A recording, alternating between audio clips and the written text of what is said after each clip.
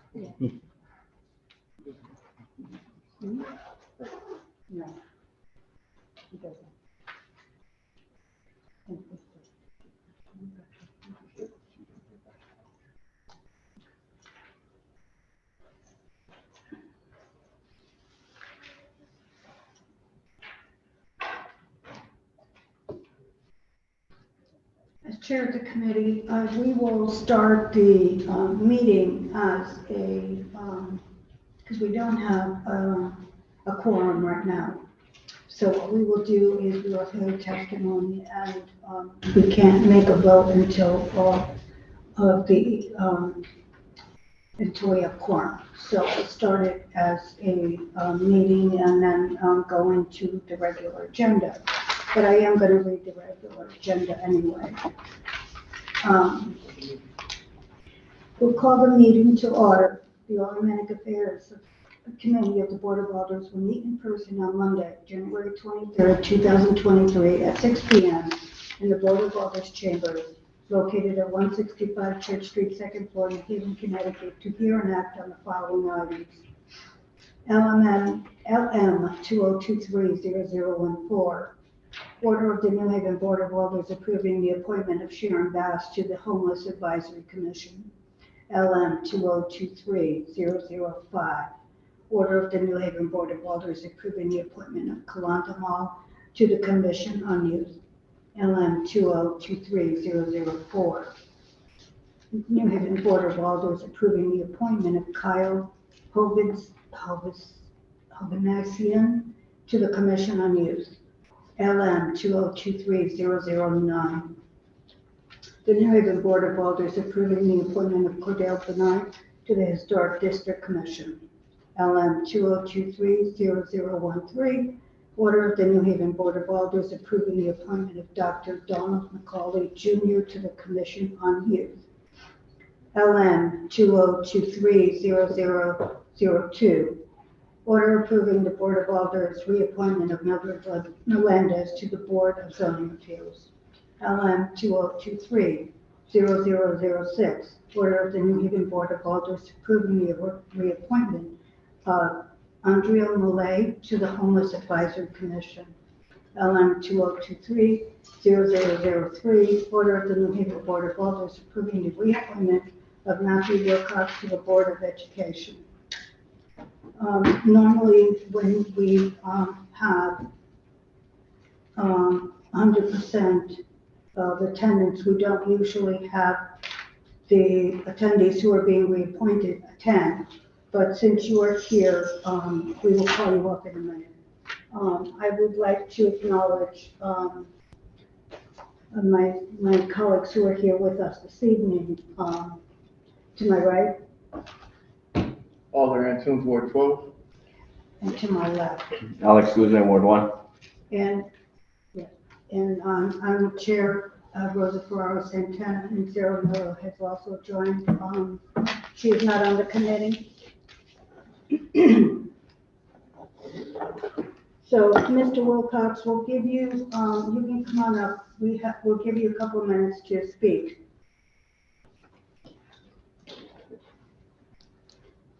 And our colleague, Mr. Ficklin, has also joined us.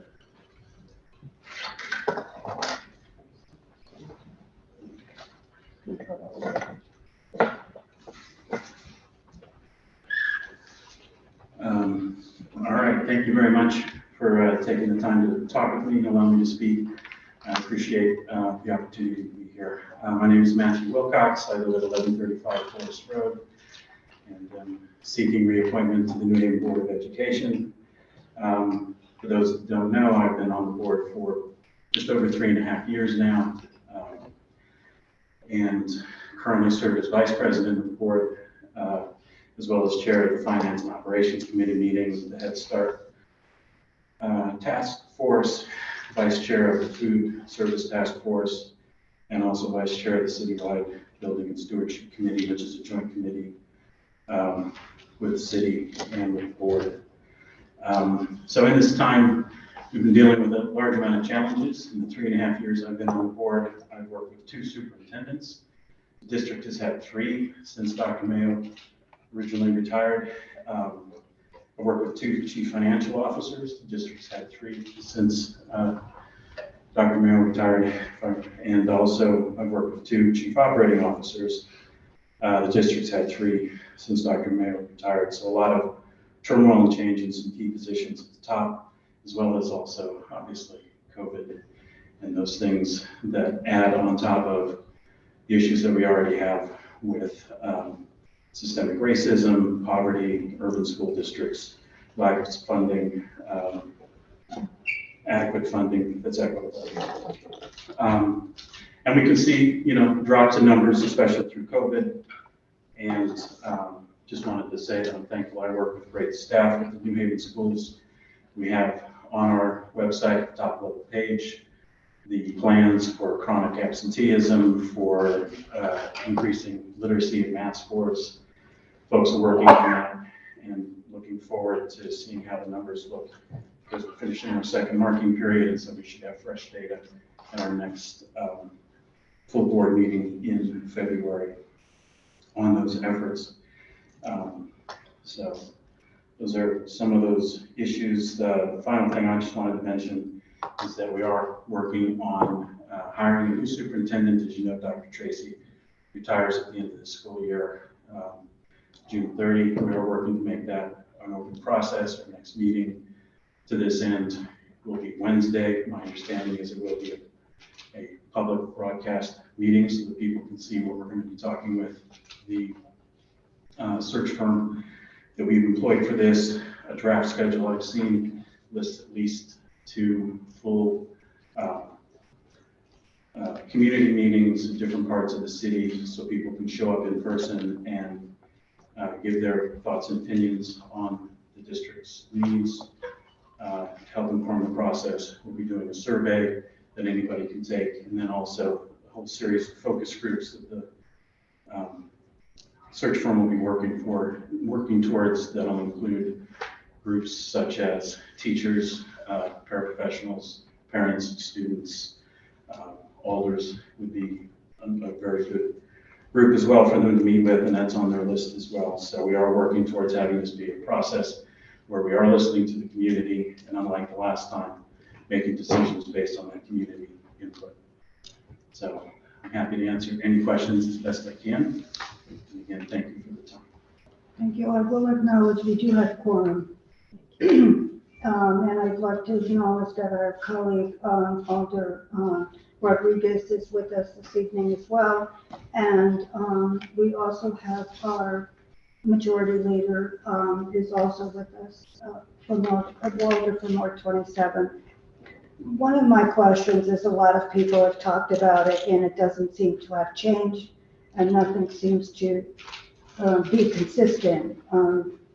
Why are you denying parent representation to the board? Why are we denying parent representation to the board? Yes. In what way are we denying it? The Board of Education meetings are only held remotely. Okay, I see. So we do have at every Board of Education meeting, we allow up to an hour and a half of public comment that anyone can speak just by raising their hand. And we'll be able to address the board and the public. So we do that for up to an hour and a half, having 3 minutes per commenter. So there is that aspect to it, as well as obviously people can email. So we do have that built into every single meeting and don't anticipate that'll ever change. So as to in-person or not, I'll have to say that for every person I've had say we need to be meeting in person, I've had people being thankful that remote works and that they have that opportunity to attend that way as well. So we see a lot of great, at different times we'll have 100, 200, even once or twice we've maxed out at, I think it was 500 was the limit, and before people started getting blocked on Zoom. So we have had a lot of representation that way, and I've heard from a lot of folks that say we need to meet in person, and a lot of folks that say we're thankful that we don't. As to a hybrid option, hybrid meetings tend to create issues as well. So personally, I think I work with a lot of passionate board members, and prioritizing people equally, I think is good, as well as providing the opportunities for people to meet remotely. So I acknowledge in-person meetings are important. It's a chance to talk to people informally, build relationships. I'm certainly not against them. Also, thinking at this time, since we have board members that have health issues or families with health issues, that they would not be able to attend in person, that we continue on with what we've been doing, which has been working, although without, certainly does have criticisms that are valid. Well, I don't see that that's going to change. I mean, the criticisms are what they are. If you do not have a hybrid system where parents and children can come in and talk to the Board of Education, there's no reason why the Board of Ed can't meet in a room and have a hybrid for other people who want to attend. And people that want to join in person can, and have to have the ability to do that. Right. I mean, we could meet in person. I agree that that is a feasible thing to do, although we would not be able to have we don't have all board members who would be able to meet in person, which would create other issues that right now there is kind of an equalness to that. And we do have people regularly attending our meetings. We do have people that are providing public comments. And so. I don't understand why the Board of Ed can't all meet in person. What is the reason? My understanding is we have some board members that have family members that are undergoing health issues where it would be detrimental for them to be in a place where they could be exposed to various things. So.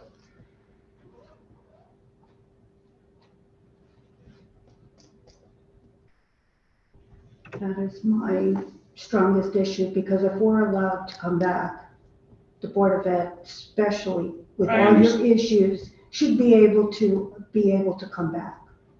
I understand that's the case. There are other boards and commissions in New Haven that are meeting remotely as well. This is probably something the board should take up and discuss and renew either the decision to stay remote or to move to in-person. That's certainly something that we could take up at the next full board meeting on the second Monday of February. Okay, well, the next people that come up for renewal, if their attendance is lacking, they will not be reappointed. That I can tell you.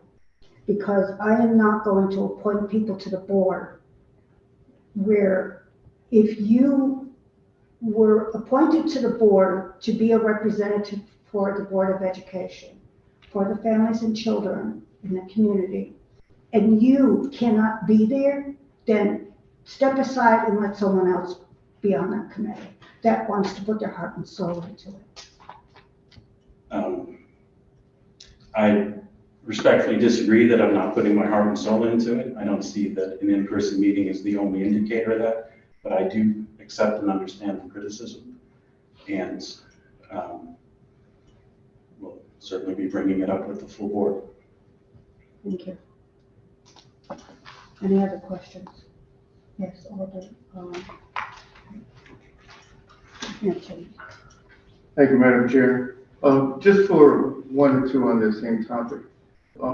First of all, can you give us some sort of assurance that as Vice Chair, you can make sure that's on the next agenda for the board? Yes, I can assure that I will be bringing it up. I will request that it's on the agenda, and if not, I'll bring it up. There's a good chance, there's a good reason for us to have the conversation again.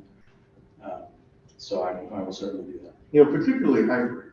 I mean, hybrid gives people a better opportunity to be there in person, and if they can't, then online is fine. But I think that I should have that opportunity. That's all I had on that. As far as education, there's a lot of criticism about our school system and how the kids aren't learning at the levels they should be. Now, in my mind, I take COVID out of it. I mean, yes, COVID's still here, but we moved on a little bit and we're back into classrooms. Can you tell me what kind of things the board is looking at doing to improve the level of education to their kids now? So while we are moving forward from COVID, we're still seeing the effects of COVID, and not just in New Haven, but in schools across the country in terms of learning loss during that time. Some things we're doing specifically. So we do have, one thing is, in order for kids to be successful, it helps if they're in school. And so there is a group in the school district that is working on decreasing chronic attendance issues and increasing the time where students are in the classrooms where they have those opportunities to learn. And I'm looking forward to seeing what that data is going to look like, because now that we're finishing another marking period, that's when we tend to look at aggregate data around grades, learning, attendance. Other things that we're specifically doing, we brought up new math curriculum. We have a new math curriculum supervisor. We are right now currently engaged in a reading pilot, looking at various reading programs to bring into the school district. That's happening in several schools, as well as teachers and administrators. And let's see, some other things we're doing is increased science curriculum. We're just was at a teaching and learning committee where I heard a report from our new science supervisor who was also talking about some science curriculum changes that are happening there that's going to enhance what's available. So we're trying to move forward with a lot of those things to have new opportunities. We have a new Edith Johnson, who's our new professional development person for the district who is managing. I've seen really good increase in professional development opportunities for teachers and other staff around some of these issues. And so one thing that we're doing is we're having fresh looks at things in several of those key areas that I've mentioned. So those are some of those things that we're doing as a district to help further that effort. I guess finally, one thing we're also doing is an engaged, group of teachers. So we have also tried to do some changes that'll help retain and bring in new teachers in New Haven. So we have a new contract with the teachers, labor contract, which is, I think, addresses some of the financial concerns that were there. We also have increased funding for before and after school programs for teachers and also for paraprofessionals to provide other learning opportunities outside the school day. I'll just mention a final thing. I just was at the Saturday Academies, which are kind of like a Saturday school. I'd say 30 to 1. Every Saturday, we started those in October, and so there's a lot of great learning that's happening there, not only kind of book work, but also some social and emotional work that some folks from Farnham and Clifford Beers are doing working with the students. So we have a variety of those types of opportunities. I was hoping to hear you go one step further and talk about the possibility of trade schools. That's a thing that we've been looking at for many years in the city, and there's definitely a need for it. Every kid is not going to college for one reason or another, and there are many kids out here who have other talents. What is the board's view on trade schools, and when are they going to move on? We have moved on several items. I just was at the Citywide Building and Stewardship Committee meeting where we had an update on the manufacturing training space that's going into Hill House. That'll be up and running. The program is already up and running with a group of students, but the facility that'll have some of the machines, specialized computers and other things to assist with that, that's going to be up and running for August when classes start, when the new school year starts up again. We have various programs. We have various training programs in the schools that'll help kids get certificates that'll help them gain employment. You can earn an associate's degree also while you're in school. So you can, I'm trying to remember the list of things. Your EMT, OSHA training for folks that want to go into trades. So we do have several of those trade type programs that are available now, and those are only going to grow. Well, I mean, I'm talking about a fully accredited program. I'm not going to call a computer literate person to come and replace my toilet. Right. So, I mean, are you going to be teaching electronics, plumbing, carpentry, automobile, the real hard trades that the things are still out there? Right, and we still have trades in the schools. So we do have facilities at Cross and Hill House. I could have asked the district to send you a list of some of these trade opportunities. I don't know if we have one place in the district where everything's listed, and we should. So that's something that I'll ask is added and updated so that folks see the full breadth of it. So when the students go through this program, they will come out a certified carpenter or electrician? I'll have to ask about that. I know that they can get some training and an introduction to some of those things. I don't know what exact certifications that they'll have if they take those classes, and I don't want to. Well, just to make it brief, I'm talking about something comparable to Eli Whitney or Flat Tech, those type of programs. Something that's when the kid leaves his 4 years of high school, he's a certified plumber, electrician, carpenter, automobile mechanic, any of those. You know, we can't keep leaving our kids out there with no future. Right, and I know from having conversations with some of our principals and things, sometimes it's those programs that get a kid to come to school and stay in school, because they can also get something that they see can be potentially life-changing training that actually lead to better employment. It's a very tangible thing. Thank you. Thank you, Madam Chair. Anyone else?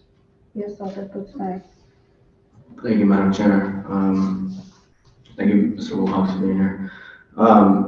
So back in 2019, when you first appeared before this committee, some of the goals you expressed, during your term on the Board of Ed included increasing transparency, listening to stakeholders, building trust within the community. Over, these 3.5 years, more or less, how do you believe you've contributed to those goals as a member of the Board of Ed, and where do you think the work still lies? So I've had many conversations with many people. I do try to be as transparent as I possibly can. I advocate for transparency on the board.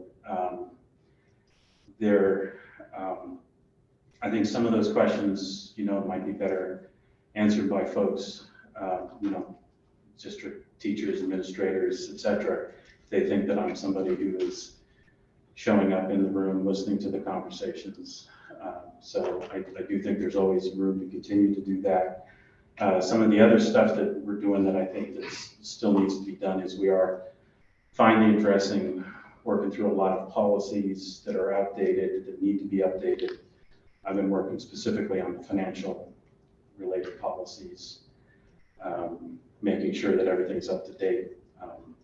I think the most pressing thing right now is twofold. One is, we're doing a superintendent search and finding the best person for the job, and somebody that'll have community backing, somebody that people are going to want to work for and work with, I think is going to be key. And hopefully the board's learned the lessons from the last time, that it's very unsuccessful if you don't listen to that community input. I wasn't on the board at that time, but I'm certainly aware of that. The second thing is going to be funding. We need to advocate for our state representatives to do things like increase the education cost share formula, fully funded formula, so that extra funds can come in to help pay for some of these things like better teacher contract, better para contract, et cetera. So, financial is going to be one of those things, because if we don't have, I was having a conversation with somebody who's been a teacher and also works with the district in a different role. Not having enough people in the schools, we're kind of bare bones in a lot of places due to folks moving on to other districts, but also funding for some of those support roles that we know we need to bring in. At the board's direction, they're working on staffing guidelines so that we can see exactly how many librarians, social workers, school psychologists, math teachers, et cetera, that we need to have. And then we can see what the gap is between what we do have, so that we can then advocate for the right amount of funding, so that we can have the folks in to teach those classes, to teach in manufacturing classes, to work with a student who might need some extra time, either due to learning, not understanding a learning concept, but also who might be dysregulated and needs a chance to step aside and work with somebody so they can get back into the classroom. So those are some of the big things right now. So it's finally, just to reiterate, superintendent and budget, those are the immediate goals. Okay. Thank you. And as a follow-up to that question, some of my colleagues mentioned earlier about engaging parents, in particular staff and others, who are obviously very focused and want to see our students succeed and our teachers succeed. So how do you think the Board of Ed can continue engaging parents, staff, and others in tackling issues like chronic absenteeism, low reading scores, but also communicating information about changes in phonics literacy programs, and superintendent search, as you mentioned? How do you think the board can do that beyond Zoom, albeit has been helpful for a lot of folks in accessing these meetings and learning about this information, but how can the board take that a step further beyond just Zoom meetings and beyond the Board of Ed. Well, I think, on an individual level, being in the schools is a useful thing. I just was recently at Hill Central, and it is a wonderful thing to walk into a classroom and meet students. And I know board members do that some, and I'm certainly encouraging folks to do it more. I need to do it more, and that's something that is a goal of mine.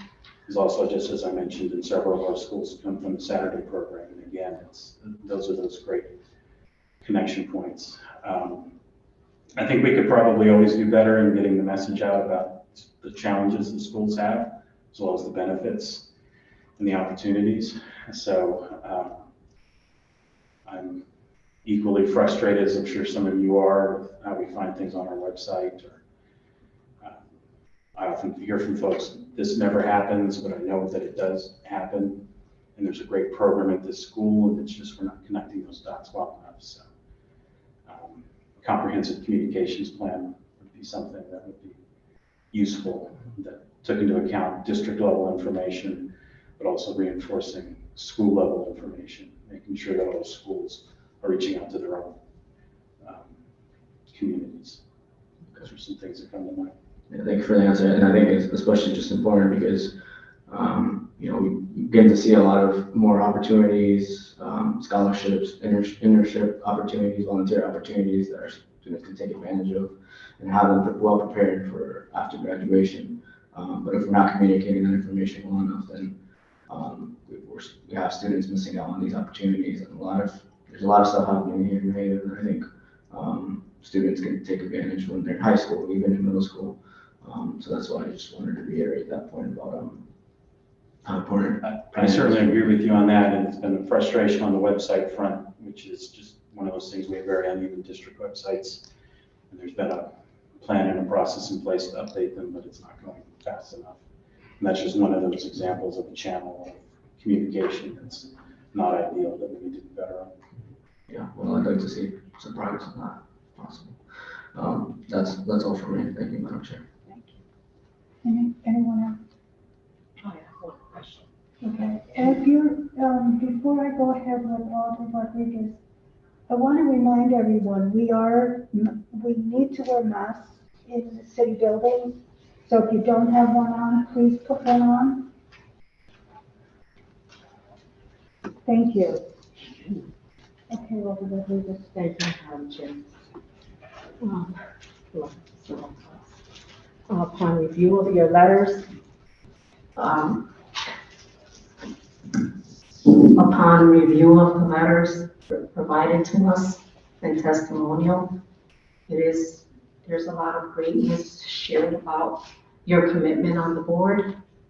My question, however, stems in reference to the committee work. I understand that you've been very supportive and helpful in the Finance Committee, but what committee specifically is charged in reference to addressing the most significant and vulnerable stakeholders, which are the parents and the children?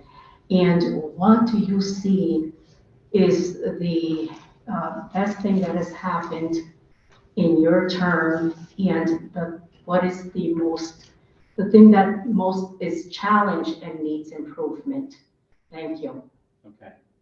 So the first part of the question was what board committee deals most with issues related around parents? Yes. So,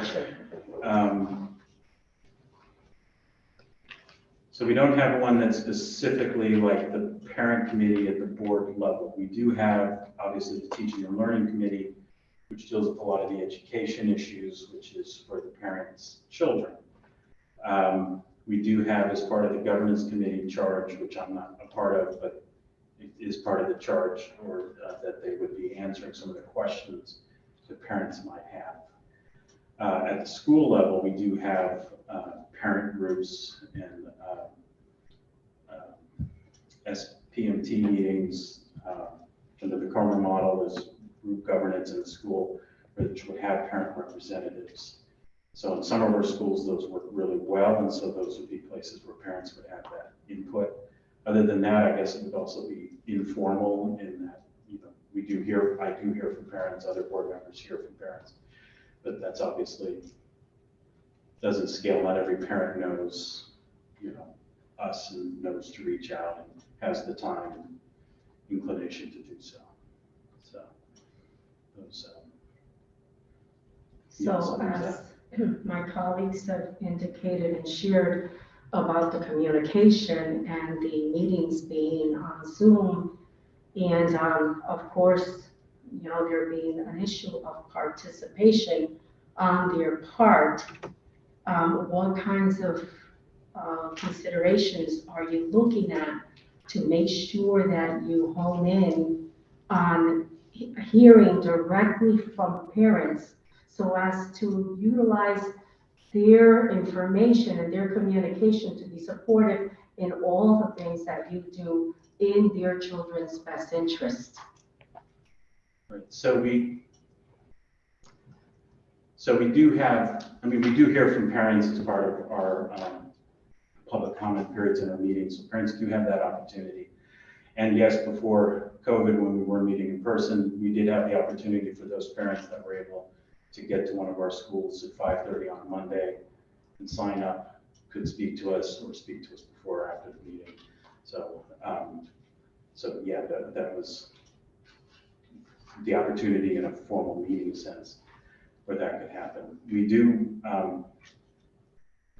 a lot of us as board members, we do seek opportunities to talk to parents. We listen to parents and people come to us.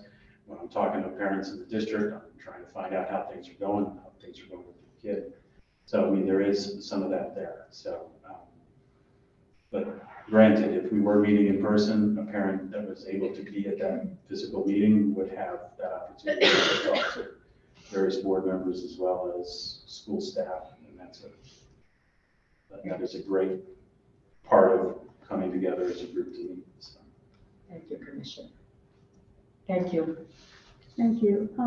I think that that's a wonderful opportunity for you, as Vice Chair, to establish the governance committee, which would gather the information from parents. They have an annual, and those grievances would be heard by the governance committee, and then bring it back to you guys to make decisions based on the information that was gathered. So that's a great opportunity for you to establish within the governance committee a way for parents and children and teachers to have conversations. Sounds good. Yes. Thank you. Okay, thank you. Thank you very much. Next question. Thank you for your service. Thank you I'm very sorry, much. one more question. Certainly. I apologize. Alderman Chu. Thank you, Madam Chair. First, I just want to say to try not to confuse manufacturing with skilled trades. They're two different things. They can work together, but they're two different topics. And the last thing I wanted to talk about was, you mentioned the search for a new superintendent. Yes. Is the plan to establish a search committee? Is that search committee going to include parents? Even if it's PTA, but anyone, you talked about having community input, but that's at meetings. As far as community input, would that include having parents, selected parents on that search committee? So currently, the board is the search committee. We are going to be on this Wednesday having our second meeting with the search firm that we've hired to assist and manage chunks of the process. There is going to be a distinct conversation at the top of that meeting about, are we going to expand beyond that on the search committee itself. In the end, by my understanding, by charter, et cetera, the board is the group that has to vote on whether or not to hire a new superintendent. The process, one of the reasons why I supported the hiring of this firm is they have a process which goes beyond just having a few meetings. We're going to be having, as part of this, open meetings that people can talk to the board and to the search firm to provide input as to what we need to have. They're going to be meeting in person with focus groups of teachers that'll be selected by the teacher union leadership, paraprofessionals selected by their leadership, etc. Community members, parents, students. There'll also be an open survey that'll be open to anybody in the school community to weigh in on the process as well. So I believe also as we move through the process, when we get down to where there's going to be finalists, I'm sure people are going to know who those finalists are and be able to see their qualifications as well. At least that's certainly what I support. As far as moving beyond that to expanding the search committee, I think we're going to have an open process that's going to listen to a lot of people, and this is all connected to the lesson I saw from the last search is a majority of a board ignoring the community input as to the superintendent that they want. I'm certainly not, and I don't know anybody else on the board that wants to repeat that. Didn't work for us, and it's a cause of a lot of lost time in the schools. So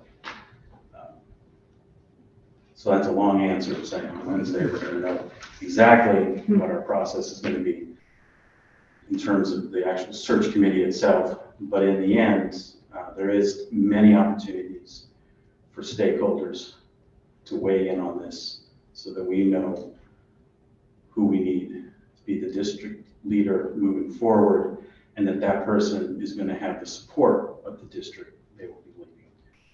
We will not. It just would be completely counterproductive on so many levels to do anything different. Just so that I'm clear, my thought is it would be very important to not just have the input from the public community, but to have someone sitting at the table.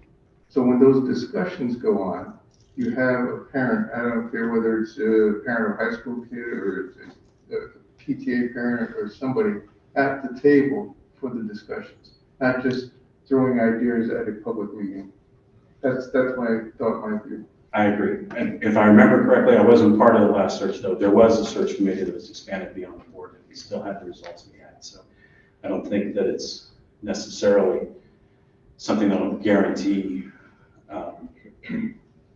I mean, just based on that vast experience. Part of why we hired this group is they've been doing this in hundreds of districts across the country.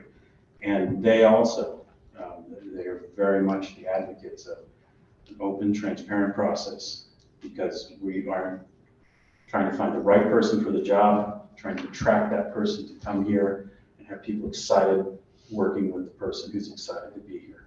That's what we need. That's what we're working towards. So. Thank you. Yes. Thank you.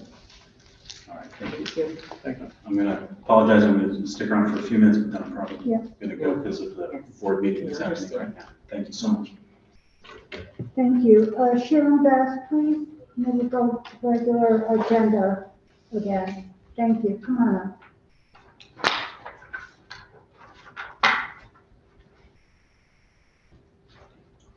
All right. State your name and address for the record, please. Sharon Bass, 345 Patton Street, Manhattan. Okay. And you're being appointed to the Homeless Advisory Committee. Correct. Tell us a little bit about yourself and why you want to join this committee. Okay, well, I was a journalist for most of my life, and I started about 10 years ago, and I always wanted to get involved in the towns and cities I covered. So that's sort of just a general umbrella thing. And homelessness I've experienced as a journalist. I've covered a lot of homeless issues, as well as I was homeless for about 4 or 5 months. I was in both New Haven's women's shelters. So I got inside personal view of what it's like as far as the living situations, the staff, the issues. As a journalist, I covered many stories. I did a feature story when I was in Portland, Maine about people who choose to be homeless for several reasons, you know. And that was really enlightening, as well as stories about people who are on the edge, as far as, you know, particularly women and children who were, and it's a topic that really interests me. I feel like there are so many potential solutions, but then there's so many boundaries to that. I agree. Yeah. Any questions from the committee? Any questions?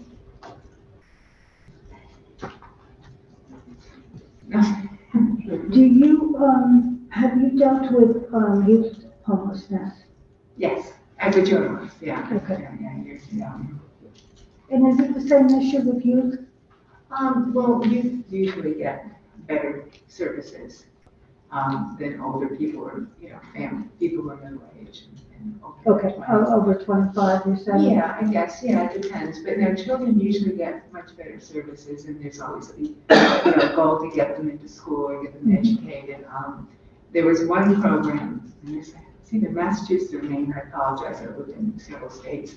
What they did, which was excellent, was for young women, teenage, early 20s, who were single mothers, and this facility, there was daycare for the children, and the mothers either had to be looking for a job or working, and what they did, and they didn't have homes, they lived there too, like sort of adjunct to the facility, and what they had to do is they brought in like a community college teacher, and they had courses there.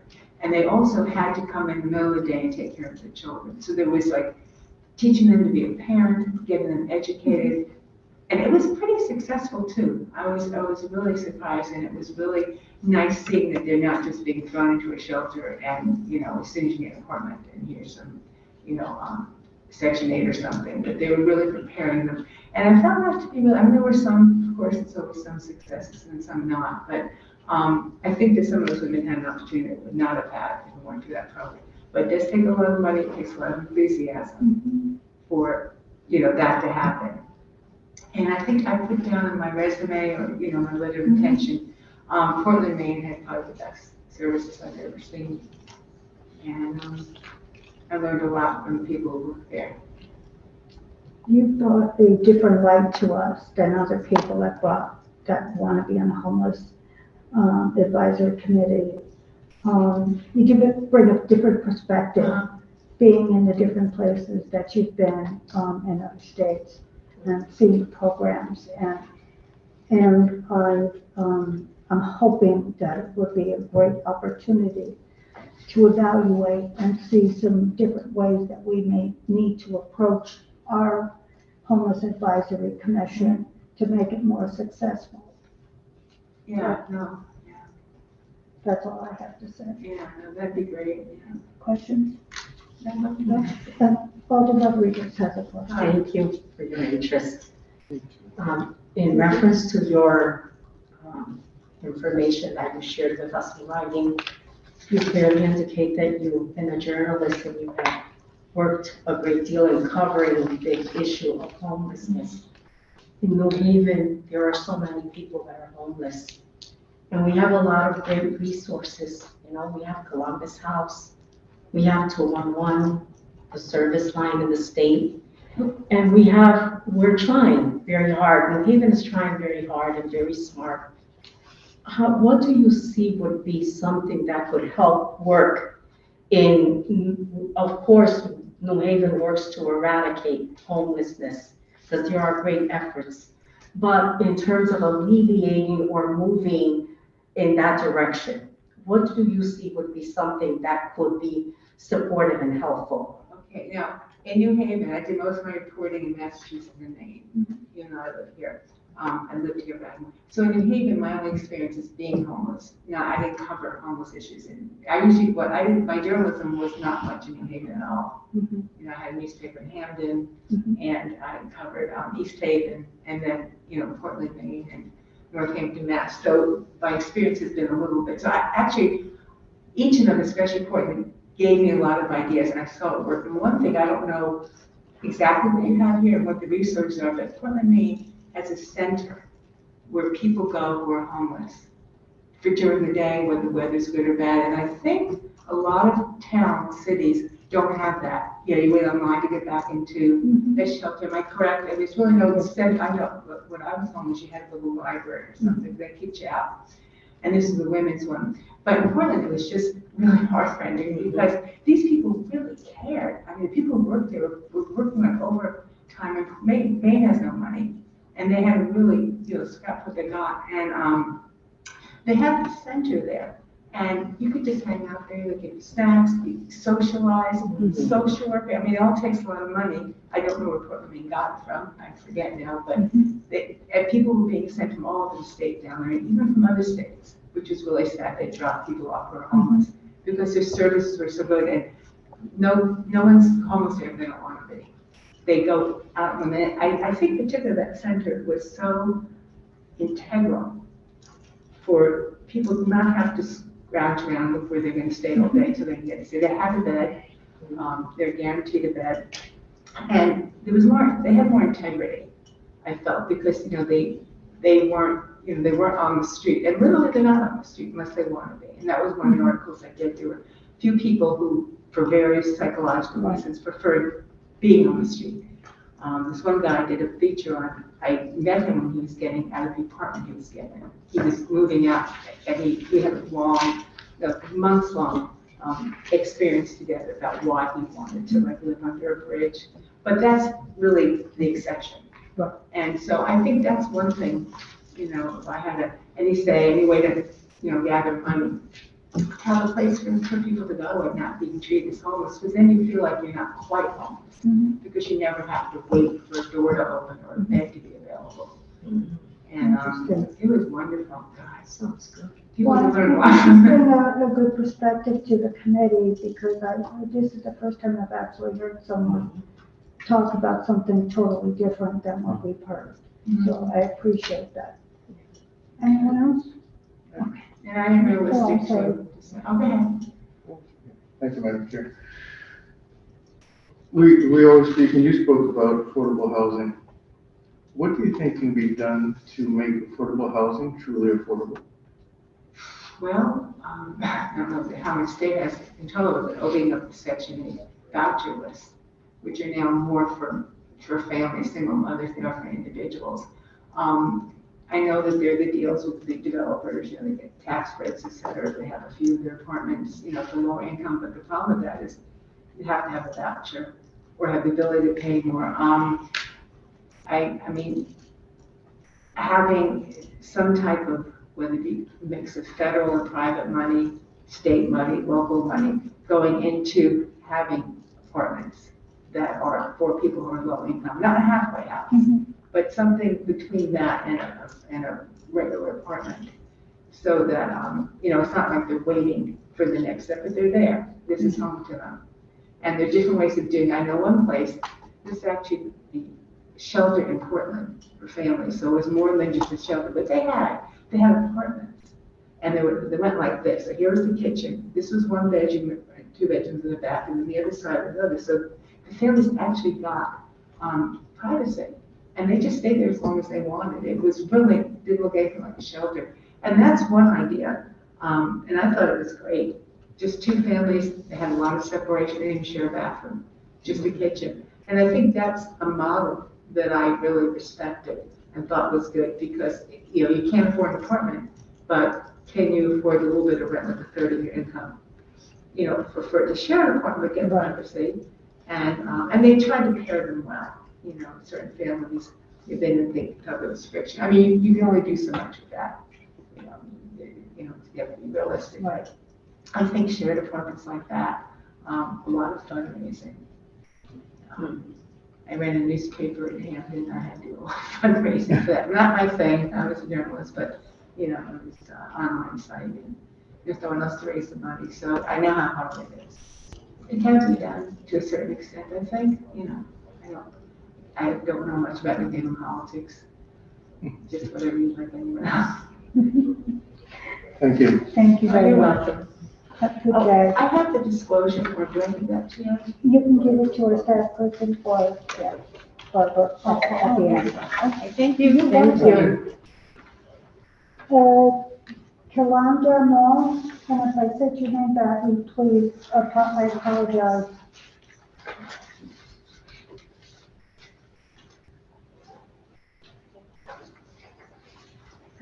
Hi. Good evening. Good evening. State your name and address for the record. It's Kiwanda Mall, 360 Fountain Street, Unit 27, New Haven. And you've been appointed to the Commission on Youth. And for me, that's a very precious committee. And so I want to know what you desire and what you could bring different to the table.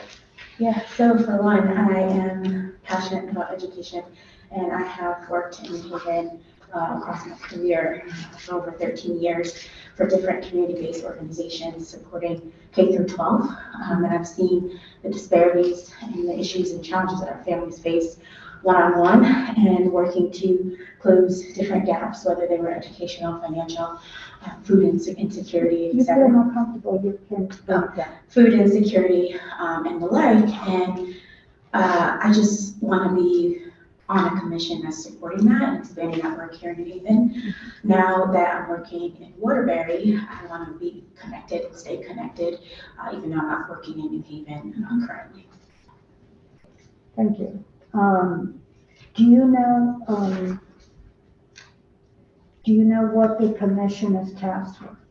Yes, identifying certain challenges, coming to the table, creating action towards some of the issues that are happening in New Haven with our youth. You know, I was served on the committee years ago during my college years, and it was more so about brainstorming, and I would love to learn about what they're doing now and how they're putting action towards what's needed in New Haven for our youth. I know two of the current members actually worked with Jonas Ward and his brother Tristan Ward, and they are amazing young people, and I just want to canvass and advocate for more folks to be on the Youth Commission. I see that their terms are up 7/2023, so I hope they're renewable. I think more people need to be on the commission, and I want to help charge that because it takes a village to support our youth, and it starts, you know, with early childhood education, right? Being able to have access to those opportunities and resources as they grow. As you talked about, you know, high school and career, and not everyone's going to go to college, but those resources need to be at the hands of the youth here. And knowing what your opportunities are and what your resources are important at an early age, not just in your junior or senior year. I am one to advocate for post-secondary education and making sure that youth have the financial resources for that. And over my career, just advocating for youth has been a powerful passion of mine, and I want to be able to support that here in the city that I live in as well. We do know that historically, we try and send our youth to college. And I was at a conference in Washington, D.C. last year, where the president said not everyone is a student that likes to go to school. And there are people who work with their hands, and they're phenomenal. Let's give them an opportunity to do that. And if you don't give them an opportunity to do that, we know it. Not everyone is gifted to go on to college. They like trades, they like to work with their hands, they like to be around things that make them happy. And I think that with education and youth, the focus is so driven to send children to college. It's not for everyone. No, it's not for everyone, but it is an option. It is an option. And the trade should be an option as well. For example, students leave New Haven to go off to other schools, and they shouldn't have to. And I think that's something that you brought up earlier, and it's important. But if they don't know and have the knowledge behind it, how are they going to make those decisions? So I think, you know, as a commission and, you know, being able to support, you know, what's happening in the Board of Ed and what's happening in the city, it seems from my perspective in working in many different CBOs, the CBOs are doing a lot of the resource sharing, the additional resource sharing, the additional out of school time in learning and connecting families to different resources. So I'm wondering, how can that happen in one place? And that's something that I've been thinking about over time, like a family being able to come to one hub to be able to get all of the resources that they can across the city, and how can that be given to the families and to the youth, and to have students off the streets and doing something active and working with their hands, learning about careers, activating their minds. A lot of people talk about that project-based learning, and I have experience with that. Being able to have those hands-on experiences is more tangible, and it stays with them in the long run. And I think, we got to get creative, and it takes a village, and I want to be a part of it. I want to be a part of that shift. I want to be a part of being able to support every youth in their trajectory and whatever decision they make, but they need to make the best decision for them so that they are successful. It is shown that you will make more money over time in the state that we're living in if you do have a college degree. You can also be an entrepreneur. How can you start a business? How can our youth know those things outside of what happens in the day-to-day from 7:30 to 2:30, 3 o'clock p.m. when they're in schools? How can we be supporting them outside of that realm as well, but also feeding them the information that they need to be successful? Thank you. That was very enlightening, and I like what you say, because I think it's key to being successful with you. Any other questions? Yes, Alderman. Thank you, Madam Chair. This is much of a question, but I saw here that you're helping the Waterbury Promise, Proud New Haven Promise Scholar, and so they've always been really helpful in definitely getting a lot of information out to students that are entering college or thinking about college or already in college, because I think you hit it right on the nail. There's especially a lot of money, especially at some elite universities. They give full rides. Your family makes under a certain amount, and some kids don't know that, and they think, if I apply to this college, I'd have to be paying, or my family would be paying this amount. But in a lot of cases, sometimes it's not true, and it's just that information, getting that information out to students, with students too, because it's different generations nowadays, and so again, not much of a question, but really much of a comment, and really just bring a really, really unique perspective, and I'm glad you already mentioned you knew some of the youth commissioners, especially youth that you're trying to work with, so that's not much of a question. Thank you. And for me, New Haven is very special to me, and it was hard for me to make the decision to go to Waterbury. And that deciding factor was that Waterbury needs the resources as well, but so does New Haven, and I still want to be a part of that work here, and in supporting the growth of that city as well. So I live here, so I'm, New Haven native, so I want to stay involved. Any other questions? Yes, Alderman. I think it's great that you want to contribute in New Haven, and I see that you have a lot of good experience in terms of even working with kindergartners, so you kind of know about life, right? And the most important thing that I'd like to see is the commission really engage with our youth. And how we're talking about trades and we're talking about academic education. There's something that's missing in between, and the youth needs to know, but they also need the help to be able to complete those applications, those financial aid applications, to be able to have the experience, have other youth. So it's going to be interesting to see the work that hopefully you'll get in the commission, and you will learn from them and they will learn from you, and we'll get something good in the community going. Thank you. I'm excited about that. Thank you so much. Thank you. Thank you. Kyle Holden-Atson. And I'm sorry.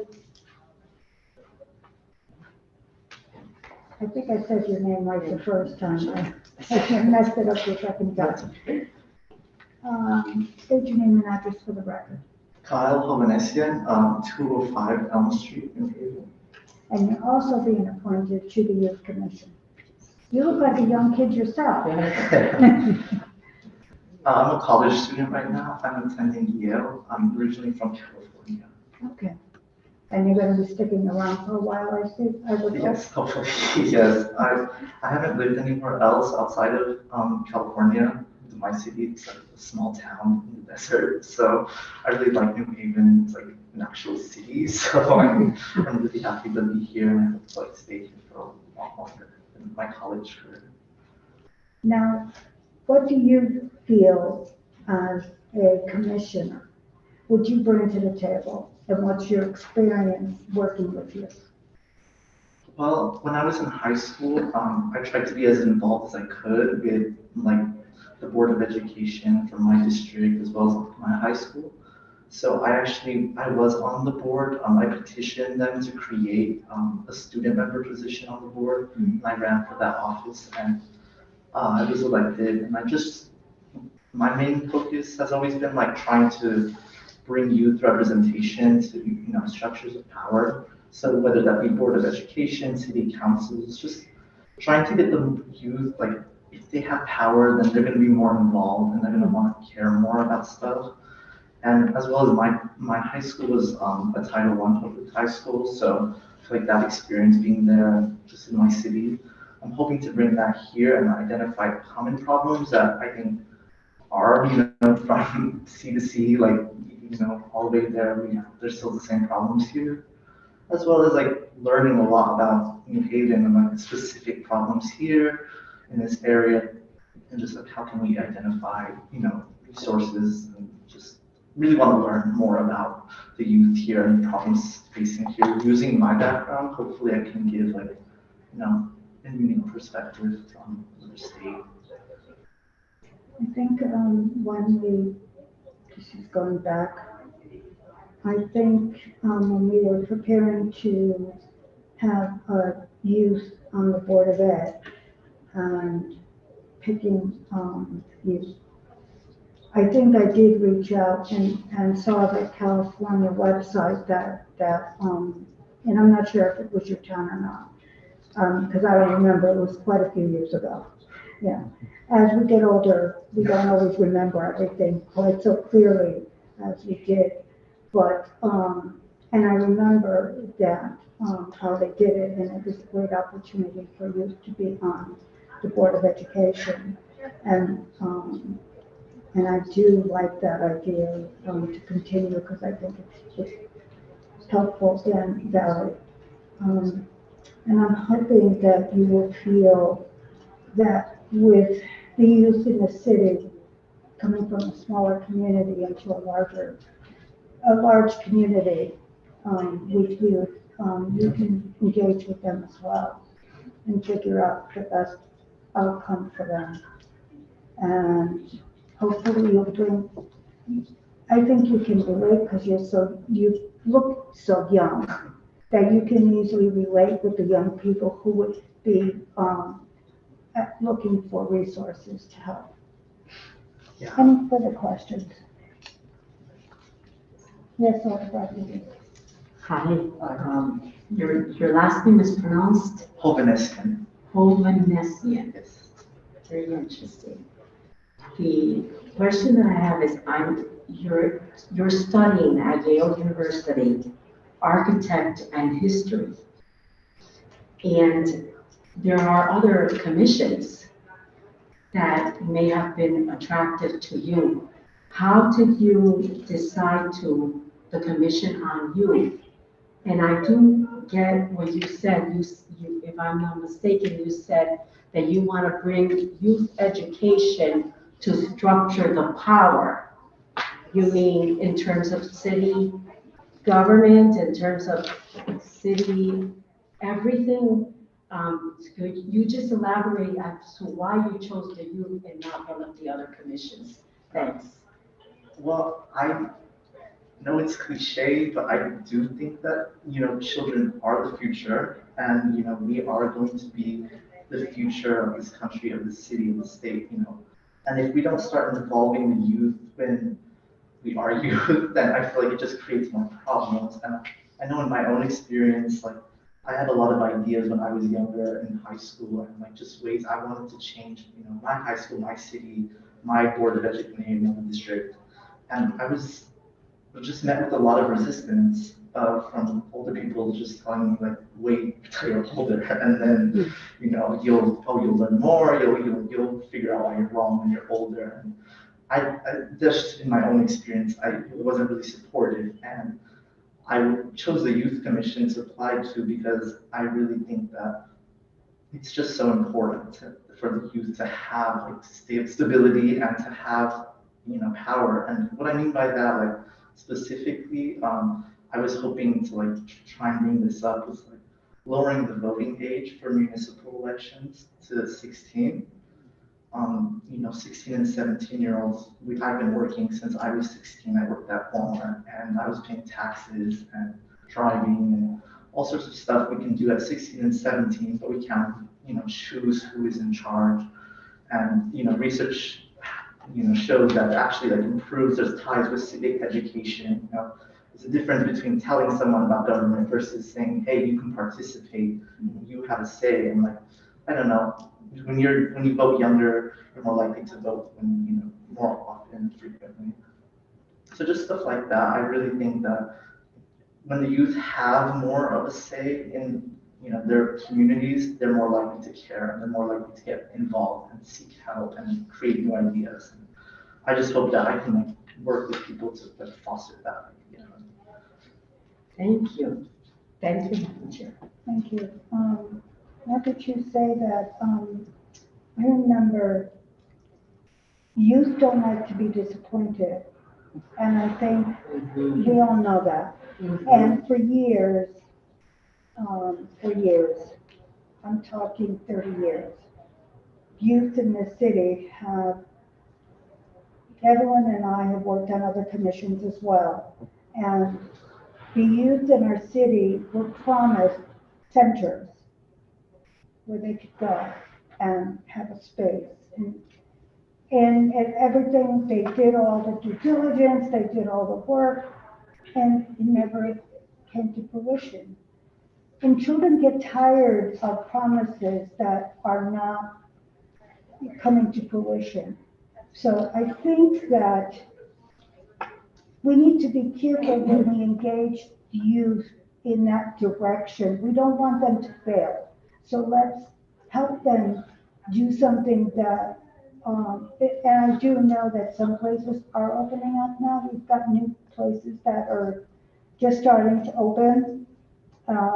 Different things that youth can do in their communities that are opening. So I think that that is a great opportunity to use what we have and not start by saying, well, I promise we'll get you a new youth center, we'll get you this. It doesn't work with the youth. And after a while, they become disengaged and they don't want to sit on a committee that isn't going to do anything. But one thing I will tell you is that the Youth Commission was successful for 10 years, is that we actually had a youth commission that engaged the youth in teaching them about politics 101. And we actually graduated youth. One of them wound up becoming an alderman. So those are great successes. Maybe 1 out of 60 kids, or maybe 70 or 80. But you know what? A success is a success. And the youth really liked it because youth don't know that they have an opportunity to voice their opinions, like you said. And so they need to be taught. Thank you. Thank you. Okay, Cordial Benoit? She's out of town, it's not available. Okay. Dr. Donald McCauley, Jr.?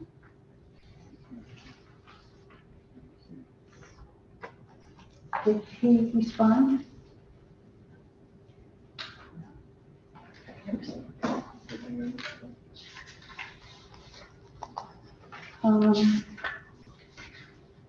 I'm sorry. Okay. The reappointment of Mildred Melendez will not be heard because she has 100% attendance. Barbara did confirm she was appointed in 2015, so she's eligible. Yeah, that's what she was told, yeah. So she is eligible for reappointment. Yeah. And I mentioned Malay, to the Homeless Advisory Commission, and Matthew Wilcox, who we heard earlier.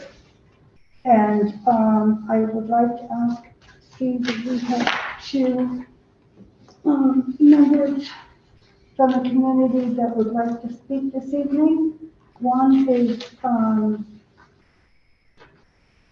Usually I say, is there anyone from the public that would like to testify, that I got a sheet today, so it makes it easier. We have Tom Goldenberg, Goldford, I'm sorry if I'm saying your name incorrectly. Come on up.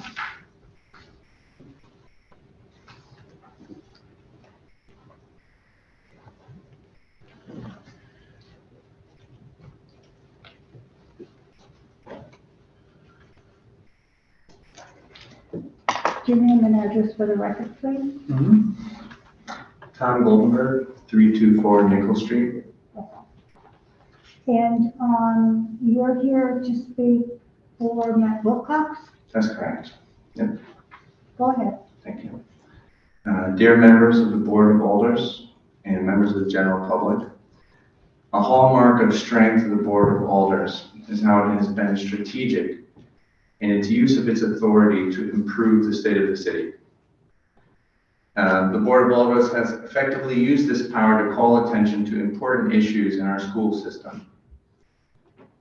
This committee now needs to use its power and voice to demand necessary change from the Board of Education and to delay or deny any reappointment process until they are made. Reappointments should be suspended until pressing matters can be addressed and community confidence in the Board of Education is restored. I ask that the committee make 3 necessary demands to the Board of Ed.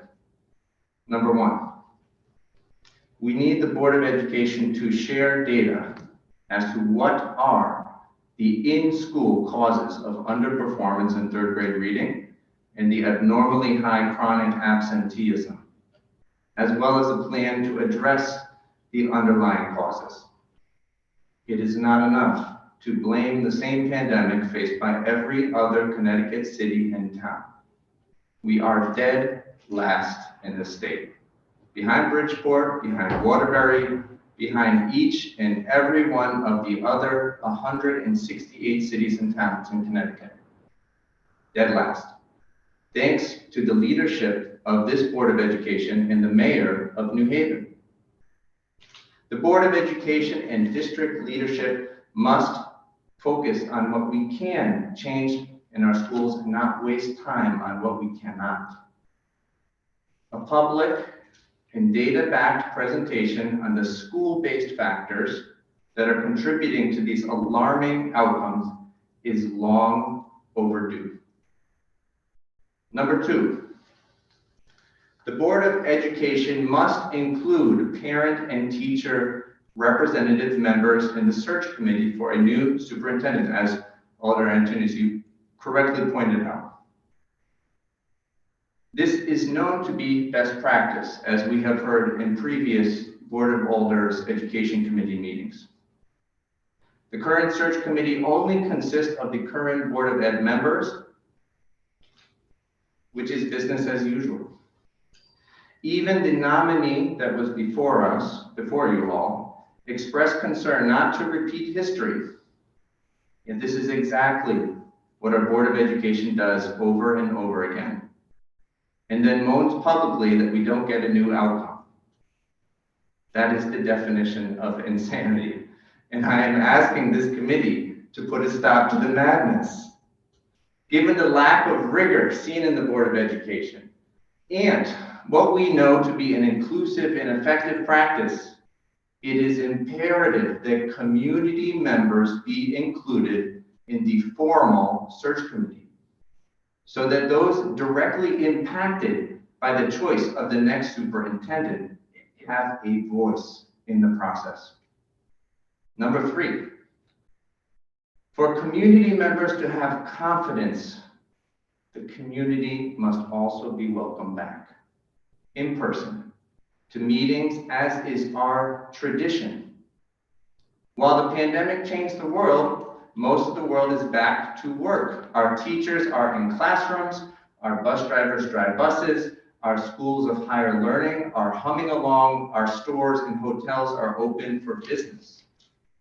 The lack of any in-person public forum has contributed to the lack of trust among parents and the feeling that the board is not accountable or transparent to the public.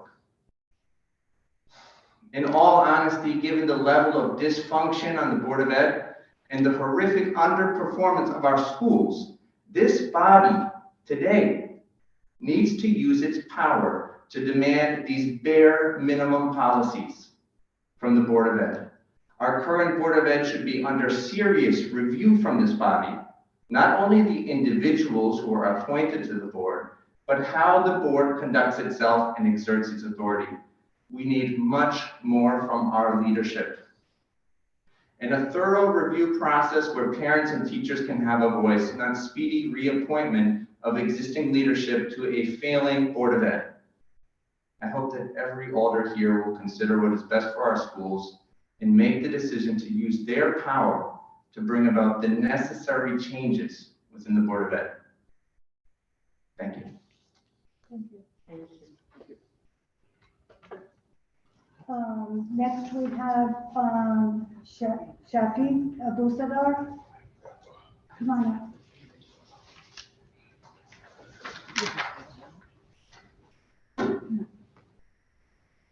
This is only two people. If the one was correct, yes. Good evening. Good evening. Thank you. Got upgraded since I left, huh? Waited till for me to leave, right? Yeah. It's okay. May state your name and address for the record, please. Yes, Shafiq Abdul-Samar. My address is 670 Winthrop Avenue, New Haven, Connecticut, 06511. Let me know when I'm ready to go. Oh, yes, you're I ready. like this. This is awesome. So, good evening, alders. Thank you for allowing me to speak. You know, I'm here regarding the appointment of Matt Wilcox. And before I give my definitive position, I just want to briefly share with you a few thoughts. You know, 42%, which is 4 out of 10 of our students in the public schools, missed 10% of their school data last semester. They were listed as chronically absent by the state and recognized so by the Board of Ed. That previous year, there were 58 students chronically absent. And so with having the level of crime we've seen in the city just in the last 21 days with 5 homicides, I think we all agree we do not want children out in school, especially our teenagers, especially our junior high students. And so as I talk about this, I want us to conceptualize what 8,000 students on a given day or a week not being in school, where are they? Why are they not in school? I want us to conceptualize the fact that there's 130 teachers not working for the public school system. And that creates a situation where we have to hire substitutes.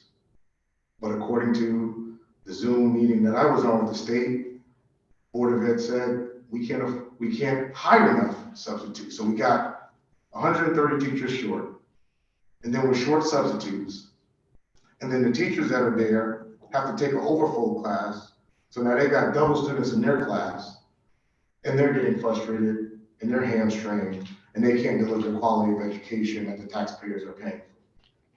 Then I want us to think about a school like Hill House that has a 65% absentee rate, and students are, and the teachers are absent, and they got deans standing in as substitute teachers to teach students, but the students aren't being taught because the deans did not go to school to get a certification to be a dean to teach students math, English, and science. I think we all can agree, and we just need to say it. But before I say it, this is what I'm going to say. 33%, 30 to 32% of our population in New Haven is Hispanic Latino. We know we have at least about 15 to 20 undocumented immigrants in our city of New Haven, many of them Hispanic Latino, Spanish speaking. A lot of our Spanish speaking students, Spanish speaking public is not necessarily writers. They're not writing books in Spanish and English. So there's a struggle with them speaking Spanish, writing Spanish, grammatic errors and so forth. Just like if English is your first language, everybody cannot go out and write a book with perfect grammar. So if you already have a language barrier, you came from Africa, you came from Syria, you came from someplace else, and you want another immigrant here that can speak something other than English. If we are not teaching the English-speaking kids English, how in the world are we going to teach somebody else that English is not their second language? So when we think about students can't read and third graders can't read, I want us to think about that. And so now I'll just go right along to talk about the appointment of Matt Wilcox. What did Matt Wilcox have to do with that? What did anybody directly that sits on the board have to do with that? Can they make teachers come to work because the contract wasn't settled and they're overworked and underpaid? They're paid less than any other teachers in the school district? Did anybody on the board have anything to do with that? Did anybody have anything to do with the fact that we can't hire substitute teachers because they feel they're not getting paid enough and they didn't go to school to have to deal with behavioral issues? Did we and will we hold the Board of Ed responsible for the 8,000 students that are not coming to school, even though we got $43.9 million to close the reading gap and $6.9 million to deal with absenteeism? They don't hire truancy officers. We had 12 and then now we just hired 8. So when I sit here, I say to myself, what did Matt Wilcox have to do with that? Could he have changed that all by himself? Could the board change that all by themselves? And let's not forget, the mayor sits on the board. That's the highest official in our city. May not be the president, but certainly appoints people to that board and has leverage. So I would say that I agree with Matt Wilcox being reappointed. And this is why. We can't afford to take resources away from the board at this time. We are already in crisis. The last thing, we have absent teachers, absent students. The last thing we need is absentees on the board. We're about to lose our superintendent. There's no transparency around how we get a good superintendent. So we're in too much chaos and crisis to start picking apart the last of the bricks of the wall. So I would say I'm in favor for Matt Wilcox being reappointed. Along with that, I also recommend, as I said previously, we need to return the Board of Ed to in-person meetings. I understand there's COVID and there's other issues that people might be concerned about. So let's make it a hybrid meeting, just like this. Have the board come in, put it on the Zoom, people can talk and people can attend. But to remove that element of allowing teachers to be present and students to be present, the public to be present, so that they can share in how we rebuild this system, I think that we do ourselves a disservice. I think it becomes a process of dishonesty. People tend to shy away from wanting to trust that system, and we need the people's trust. We need the parents' trust. We need all of our communities, in this case, to work with us. And finally, I will say this. You know, Matt Wilcox, you know, I don't know Matt Wilcox like a friend. I only know him from dealing with him on the board. One of the times I've called him, he picked up the phone. He seems to be very motivated to want to do the right thing, but not having the resource to be able to often proceed with that process. And this is a theme we're hearing all throughout the city. Everybody at this table, every alder has heard this story in the city. They're trying to do something, their hands are tied. They want to get it done, there's bureaucracy. If they could only. So here's what I'll say. People don't fail leaders. Leaders fail people. And Matt Wilcox is just collateral damage of that. He's not the leader, he's the person. Thank you. Thank you. Dismiss? Yes, thank you. Is there anyone from the public that would like to testify at this time? Is there anyone else from the public that would like to testify at this time? Is there anyone from the public that would like to testify for or against any of the members that were noted this evening? Seeing none, I'd like to close the public portion. Madam Chair, make a motion to close the public portion of the meeting. Second. Okay, it's been seconded. All in favor, say aye. Aye. Okay, discussion. Okay, so just one more.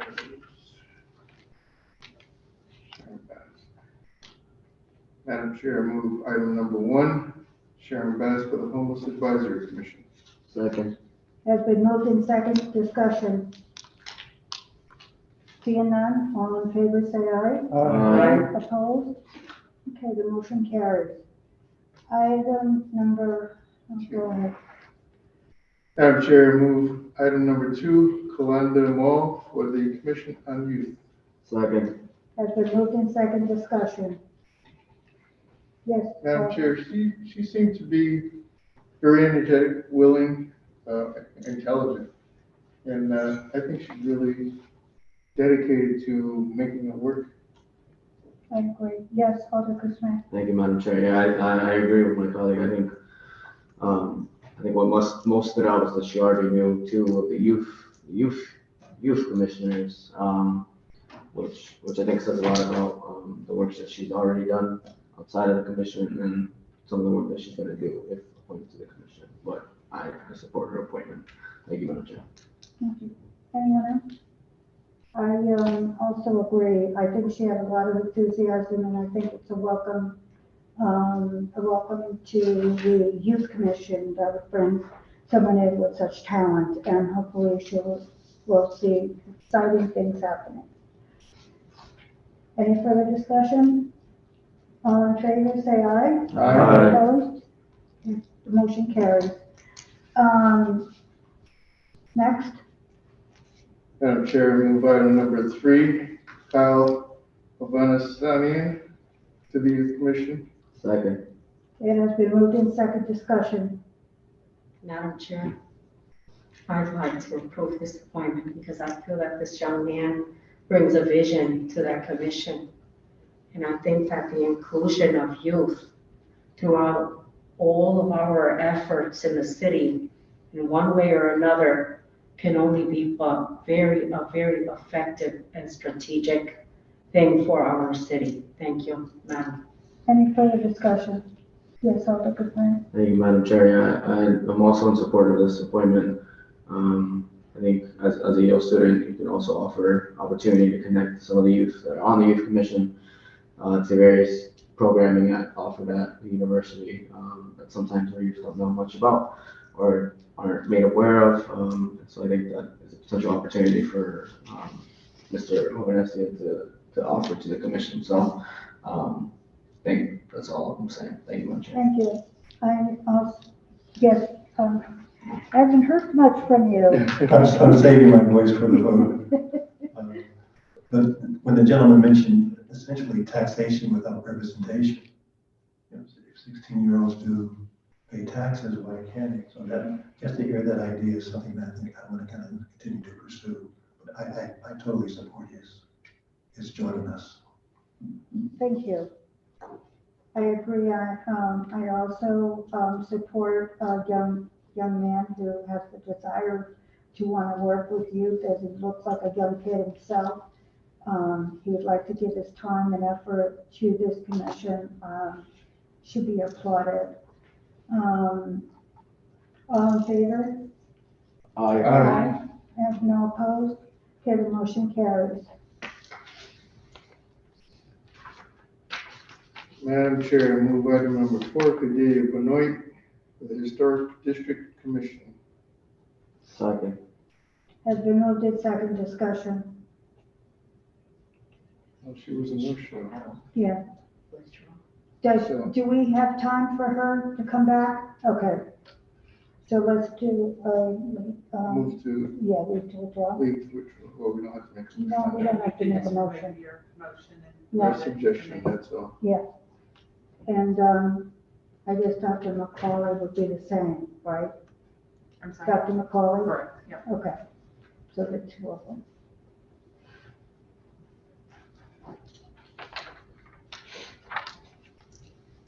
We should skip down to number 6 will be a leave to withdraw, so No, number 6 is not a leave to withdraw, it's a reappointment. we're gonna go with, Yes, well, no, it's discussion. well, I have to move it first. Oh, yes, I know you do. Madam Chair, move to make a motion on the reappointment of Mildred Melendez to the Board of Zoning Appeals. Second. Has been moved in second discussion. Madam Chair, Yes, Ms. Melendez is currently the chair. yes, And I think one of the great things is that she has great attendance. And she has also demonstrated to be a fair individual and representative of all groups that come before her. Thank you, Madam Chair. anyone else? I just have to agree with my colleague. I've seen some of the work she's done, but not only on that board, but also in her community. So I would certainly support her. I'm sure as well. She's a neighbor, she's a friend, and I know she puts her whole heart and effort into the Board of Zoning, so I certainly agree. Any further discussion? Seeing none, all in favor say aye. Aye. Okay, the matter carries because there's no opposed and no abstention. Madam Chair, I move item number 7, reappointment of Unidra Mooley to the Homeless Advisory Commission. Second. Has been moved in second discussion.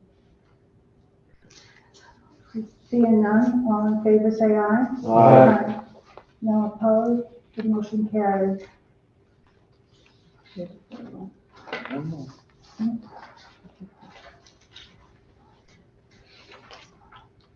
Madam Chair, I move item number 8, the reappointment of Matthew Wilcox to the Board of Education. Second. Has been moved in second discussion. I'll Yes. start. I'll let my colleague go from Ward 1. Public You display? can go first. I was given since I'm vice chair, but I'll take it. Okay, Madam Chair, thank you. I'm kind of at a crossroads. Yeah. I mean, his paperwork reads very well. He presented well. I'm concerned about his, maybe not having that involvement with, some of the activity. We've argued for, or not argued, but we've pushed for trade schools in our school system for many years. I remember we met with the state, and the state even tried to encourage New Haven. They said we needed it and they would support us on it. And to this day, we don't have anything along those lines of a trade school, certified trade school in New Haven. There's a concern for in-person meetings, and I can understand his concern, but hybrid meetings would be the next way to go. And it seemed like that pretty much wasn't on the table. I have concerns, but he seems to be the type of person, from what I see here, that may go back, and he did make a commitment to us to try to get an item on their agenda for the next meeting. So I'd like to hold his feet to the fire, so I would support him for hopes that he will make some changes on that board. Public display. Thank you, Madam Chair. I think in some ways, I'm also at a crossroads, like my colleague. I think I definitely would have liked to hear Mr. Wilcox's commitment to explore parent representation on such committee, especially with regards to the superintendent search, because I think having parents involved, parents who have students potentially struggling through a lot of the challenges that we're seeing right now, or students that are not struggling, I think it's important and imperative that they have a voice on that committee in some way. And I don't think I was too impressed with his answer on that. But at the same time, I did appreciate how Mr. Wilcox talked about some of the work that he's done as an individual.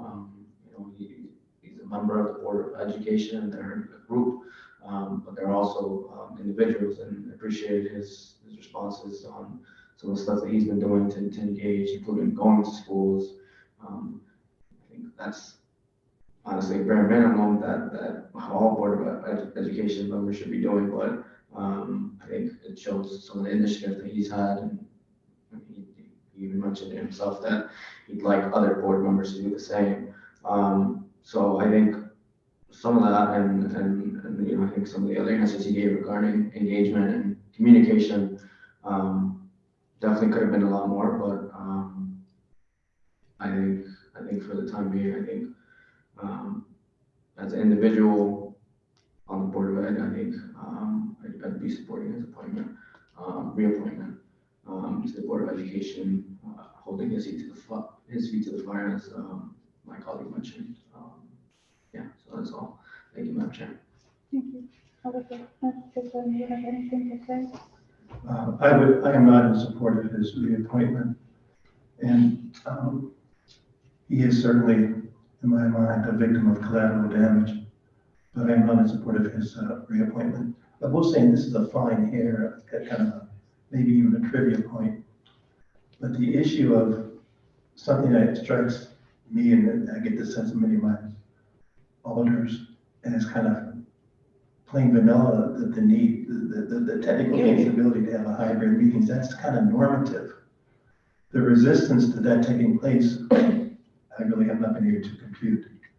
It seems to me, just from a strictly logical standpoint, that if there is a Board of Education member who's predisposed or inconvenienced or unable to attend, he or she can be on a Zoom call, and the rest of the meetings can be in public. His defense, there are a number of rumors swirling about why there are not in-person meetings, but because there are rumors that it's not appropriate to articulate them. But he's a loyal soldier. This is a crisis moment, and I am not in support of his reappointment. Any further discussion? Yes, Alder Rodriguez. Yes, Mr. Wilcox has provided, we have received a number of letters clearly indicating the support of his reappointment. He has excellent attendance. He has listened to us, I believe, in the sense of parent commitment and involvement and in building communication. Right now, the city of New Haven, we worked on getting a very good chief of police. We have a chief of fire, and now we have the Board of Education, which we need to work desperately on all around. So I think he has a tremendous skills in the area of finance that are significant to the Board of Education, and a lot of other skills that were demonstrated throughout the content of the literature that we received. I'd like to see him, if we can, give him another opportunity. I think he will work on the governance committee and on strengthening all around our very important concern of maintaining the stakeholders in all facets in the Board of Education, which are our parents and our children. Thank you, Madam Chair. Thank you. I'm going to throw in my 2 cents. The last time we reappointed Yesenia, she made a lot of promises, and she didn't keep it one. Here's my story. This is what I think is going to happen again. So I think we have a unique opportunity at this time. I think, as some of you feel, he is collateral damage. He is a pawn, as you would say. And I have we've had some very good recommendations, and we've had some that were not good recommendations. I believe that their attitude towards not having a hybrid meeting is atrocious at this point in time. They should absolutely have a hybrid meeting. And if someone can't attend, well, then figure it out. But we've gone too long for the Board of Ed, and so many of the issues that I see that we talked about this evening, about the youth, about not being in school, being disengaged, so many health issues and psychological issues of math reading. I can't and wholeheartedly support Matt Wilcox without putting a noose around his neck by saying we won't appoint him unless they make changes. Is that something that you guys would consider?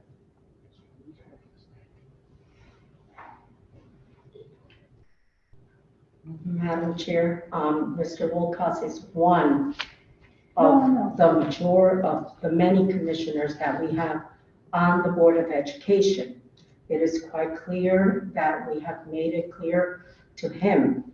And because these meetings are public, all of our commissioners should be listening on the Board of Education of what the request is that has been made to this committee. And it is our hope that their ears will be sensitive and listen and make sure to make these meetings give the opportunity to the very people that need to be at these meetings and share communication, which are the parents.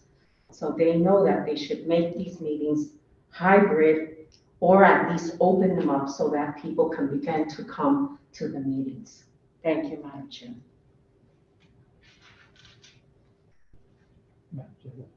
Yes, Chris May. Thank you, Madam Chair. I'll be frank, since this is my first Board of Education appointment or reappointment, and so I wasn't on the board at the time of the other appointments. But I think, at least on my part, I think what I'd like to say is that while some of the answers that I mentioned earlier, some of the answers that I wasn't really, I was looking for a bit more from Matt Wilcox. I think that still remains true. I think if there's anything that, just speaking from, again, my limited time, here on the board and seeing, the Board of Education work, and, this reappointment coming up at a very, very difficult time for our city, for our students, for our teachers, for everyone. I think in essence, what I'm really trying to say is that I think I'd love Mr. Wilcox to definitely show more initiative, and with regards to a lot of the things that we've, brought up today and outside of today. But I don't believe that, again, he should be held as a member, as one of the sole members, to a lot of the other actions that revolve around the board as an entirety, and from the other appointees that were appointed, a year ago, 2 years ago, 3 years ago. So those are just some of the thoughts that I wanted to add. Thank you, Madam Chair. Thank you. I would like to propose that if we do, I would like to make a motion that if we support Matthew Wilcox to the Board of Education as a reappointment, that we also have the Board of Education come before us and let us know what their plans are for the future. Yes. Oh, I didn't hear the motion, I apologize. We moved the item, Oh, he moved the item. so that has to go to vote Okay, after we finish discussion. that was something that I was thinking about, but, yes, he's absolutely right. There was a motion on the floor. And, all in favor of reappointment? Again, before we finish. Yes. Thank you, Madam Chair. Again, we heard the term collateral damage. And when you think about it, we really don't, and the general public doesn't have the opportunity to really grill the board members as we grilled Mr. Wilcox here tonight. So I think we've gotten a lot of thoughts and ideas in his head. He's an educated man. I'm expecting him to be able to bring those thoughts and ideas back. We can't depend on just one person. He's got to sell the whole program and our concerns and considerations. We're a city of second chances. This is, at my point, is giving him a second chance to bring that word back and make some changes. So I will still be supporting him at this point. Okay. All in favor of Matthew Wilcox, say aye. Aye. I do support him. I just would like to, so the motion carries. Did you ask anybody? Oh, was any, sorry, yes. The motion carries for approval. Any opposed? Yes. One abstention. Abstention Opposition. Opposition. or opposed? He's a nay. Yeah, he's a nay. Okay. Madam Chair. If I may, I believe that you had asked of the possibility of a workshop Yeah. with the Board of Education and this committee. I would think that would be a good idea. Well, should it be this committee? We have an education committee. Should it be a joint committee or should it be that? We could discuss it, but, because we are the Alderman, we approve the appointments to the Board of Education. This is just the school, curriculum and things like that. It's not about the appointments, Okay. but we can discuss that. You I can, think it's Yeah. you fair. can take that to the president and see maybe the Education Committee and the Aldermanic Affairs could be together. Joint, yes. Yes, is that okay? Okay. Is there any other further discussion? Madam Chair, I move to close the meeting. Second. All in favor of closing the meeting, say aye. Aye. Any opposed? Okay, the motion carries. I would like to make, a motion that we adjourn. Second. Okay, that's been moved and seconded. Discussion? All in favor, say aye. Aye. Thank you all very much. Thank you. Hmm?